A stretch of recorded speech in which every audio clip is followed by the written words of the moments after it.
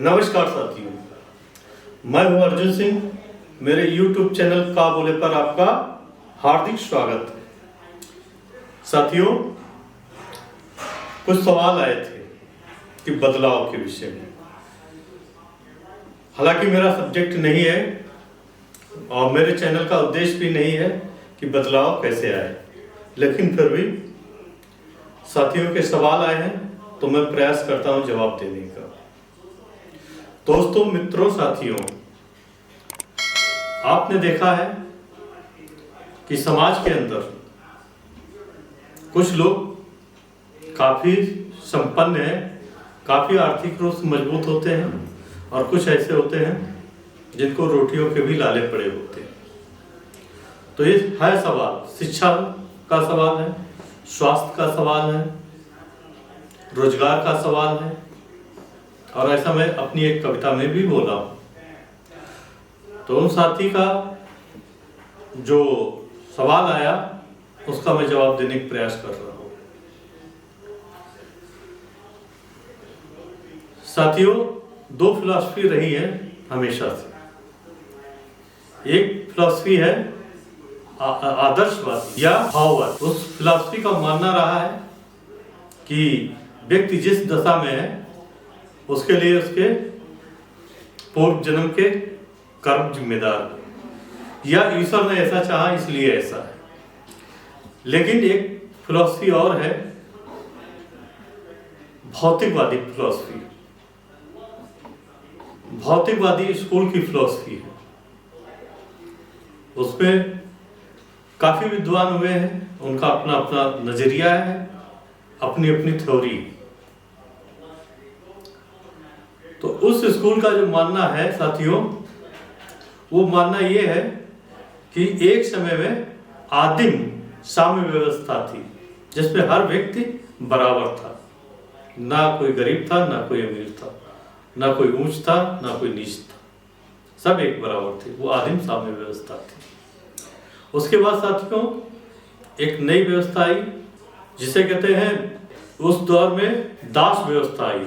तब क्या हुआ साथियों, एक और दास होते थे, दूसरी ओर उनके मालिक होते थे। स्लेवरी की व्यवस्था थी, ये स्लेव सोसाइटी थी जहां गुलाम और मालिक थे। इसके बाद एक नई व्यवस्था आई साथियों, सामाजिक व्यवस्था, जिसे भूदास व्यवस्था कहते हैं, इसे फ्यूडलिज्म भी कहते हैं। इसके अंदर सामंत व्यवस्था, सामंत थे और उनके भूदास लोग थे। सामंत भूदासों से काम करवाते थे खेतों पर, और उनका सारा जो उत्पाद था वो हड़प लिया करते थे। इसके बाद साथियों इसी विकास क्रम में एक नई व्यवस्था आई, इसी की कोख से जन्म ली, उसे कहते हैं कैपिटलिज्म की व्यवस्था, पूंजीवादी व्यवस्था। इसमें साथियों क्या हुआ, यहाँ भी कुछ लोग बहुत अच्छा जीवन जीते हैं, साधन संपन्न है, सभी कुछ उनके पास है, और ज्यादातर लोग विपन्न है, साधनों से विपन्न है, उनके पास कोई भी साधन नहीं है, जैसे तैसे एक समय की या दो समय की रोटी मिल पाती उनको बस। तो इस व्यवस्था में, कैपिटलिज्म की व्यवस्था में, एक और यहाँ भी मालिक है, दूसरी ओर मजदूर है या वर्कर। तो ये एक ऐतिहासिक या दृढ़ात्मक ऐतिहासिक भौतिक बात है, दृढ़ात्मक ऐतिहासिक भौतिक बात है। इस स्कूल के मानने वाले लोगों का ये नजरिया है। अब इसको थोड़ा और गहराई से समझते हैं साथियों, इस स्कूल का कहना है कि ह्यूमन बीइंग्स जो है या मानव जो है, उसकी कुछ मूलभूत जरूरतें होती हैं, बेसिक नीड होती है। जैसे भोजन चाहिए, कपड़ा चाहिए और शेल्टर चाहिए, मकान चाहिए। रोटी, कपड़ा, मकान, ये बेसिक जरूरतें हैं व्यक्ति। और इन बेसिक जरूरतों को भी साथियों मटेरियल नीड बोलते हैं। मटेरियल नीड मतलब भौतिक जरूरतें, मटेरियल नीड, जो कि छूकर, देखकर और समझकर महसूस की जाती है। आंखों से देख सकते हैं, छू सकते हैं और महसूस कर सकते हैं। ये बेसिक नीड जो है व्यक्तियों की, तो इसे मटेरियल नीड बोलते हैं, भौतिक नीड, भौतिक जरूरत जो है व्यक्ति की। और इन भौतिक जरूरतों को जो है वो कैसे पूरा किया जाता है? भौतिक प्रोडक्शन से, मटेरियल प्रोडक्शन से। और मटेरियल प्रोडक्शन कैसे होता है साथियों? वो होता है मीन्स ऑफ प्रोडक्शन के द्वारा। भौतिक उत्पादन जो होता है, उत्पादन के जो साधन होते हैं उनके द्वारा होता है। थोड़ा और हम समझाने का प्रयास करते हैं साथियों। जैसे जंगल में पशु पक्षी हैं या जंगली जीव जंतु जानवर हैं, वो क्या करते हैं? प्रकृति से सीधे भोजन लेते हैं, खाना पीना लेते हैं, ठीक। और यही उनका है शेल्टर का भी, होम का भी है। गुफाओं में, पेड़ के नीचे, कहीं भी वो अपना घर बना लेते हैं। उनको निर्माण नहीं करना पड़ता। लेकिन मनुष्य के साथ ये है कि जो उसकी बेसिक नीड है, मटेरियल नीड जो है, भौतिक नीड, भौतिक जरूरतें, उनको उसका उत्पादन करना पड़ता है मनुष्य को, तभी वो उनको ले सकता है। और वो उत्पादन कैसे होता है साथियों?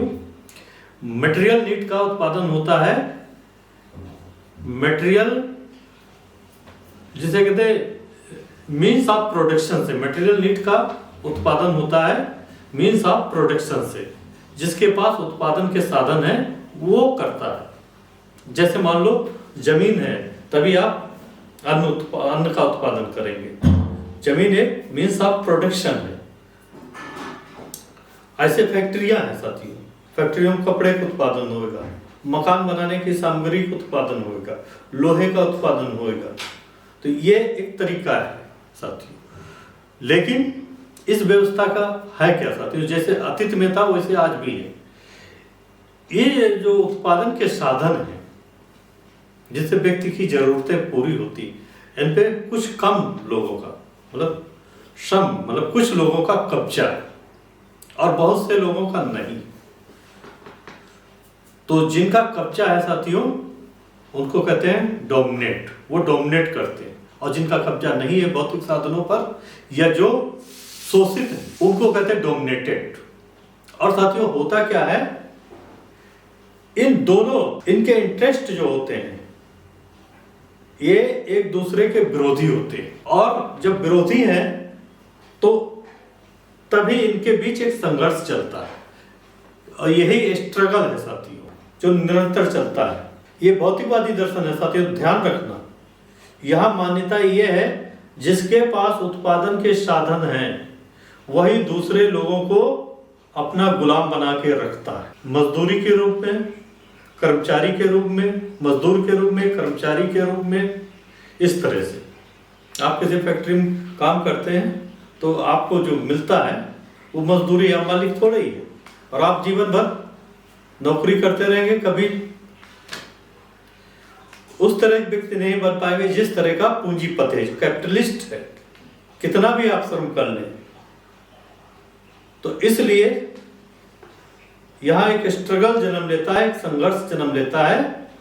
जिन लोगों के पास उत्पादन के साधन हैं और जो लोग वहां उन उत्पादन के साधनों पर काम करते हैं, मजदूर तबका या कर्मचारी तबका, नौकर तबका, तो मालिक और नौकर के बीच निरंतर संघर्ष होता है। ये स्ट्रगल है। ये स्लेव सोसाइटी में भी था, दास सोसाइटी में भी था, जब गुलाम लोग थे, जब आदमियों की खरीद फरोख्त श्रम के लिए होती थी।